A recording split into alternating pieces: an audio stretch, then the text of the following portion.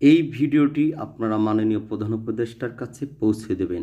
এই ভিডিওটি মাননীয় প্রধান উপদেষ্টার কাছে দেশের শান্তি সৃষ্টি করার জন্য আমার একটি আবেদন। বরাবর প্রধান উপদেষ্টা, যমুনা এভিনিউ, ঢাকা। বিষয়: রাষ্ট্র পরিচালনা করার জন্য সংসদের আসনে অতিরিক্ত সৎ ও মেধাবী লোক নিয়োগ প্রসঙ্গে জনাব সবিনয় বিনীত নিবেদন এই যে, আমি আপনার দেশের একজন সুনাগরিক। আমি বলতে চাই, আমাদের দেশে দুর্নীতি, চাঁদাবাজ ও সন্ত্রাস নিয়ন্ত্রণের লক্ষ্যে এবং রাষ্ট্রের অর্থ নিখুঁতভাবে পরিচালনা করার জন্য প্রতিটি আসন পরিচালনা করার জন্য একজন সৎ লোক, একজন মেধাবী লোক এবং একজন জনগণের প্রতিনিধি প্রয়োজন। সৎ লোক আসবে লটারির মাধ্যমে এবং মেধাবী লোক আসবে পরীক্ষার মাধ্যমে, আর জনগণের প্রতিনিধি আসবে সিসি ক্যামেরার সামনে ভোটের মাধ্যমে। প্রত্যেক লোকের সত্য দেওয়া থাকবে, দুর্নীতি করলে আজীবনকাল জেল খাটতে হবে অথবা ফাঁসি হবে। তা না হলে তো আর সৎলোক যাচাই হবে না।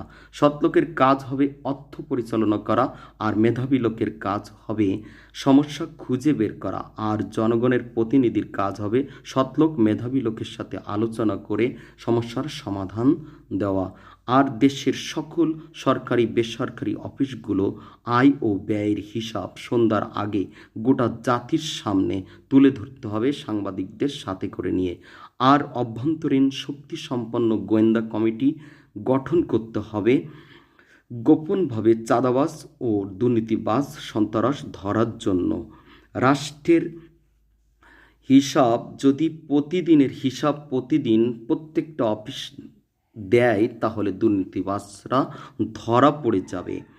কোনো দুর্নীতি এবং রাজনীতিক নামক ব্যবসা বাংলাদেশে থাকবে না। দেশ হবে শান্তির দেশ, রাজনীতি হবে শান্তির রাজনীতি। আর যদি এমন একটি ফান্ড গঠন করা হয়, 100 টাকা যদি দেশ ইনকাম করে, তার 1% টাকা রাজনীতিক নামক ফান্ডে ঢুকিয়ে দেবেন। তাহলে রাজনীতিক দল পরিচালনা করার জন্য আর কোনো দুর্নীতি বা চাঁদাবাজি করা লাগবে না, এবং ওই টাকা সমহারে সব দলের ভিতরে ভাগ করে দেবেন। আমার এই আইনগুলো যদি মানেন, তাহলে পৃথিবীর সবচেয়ে শান্তিপ্রিয় দেশ হবে বাংলাদেশ।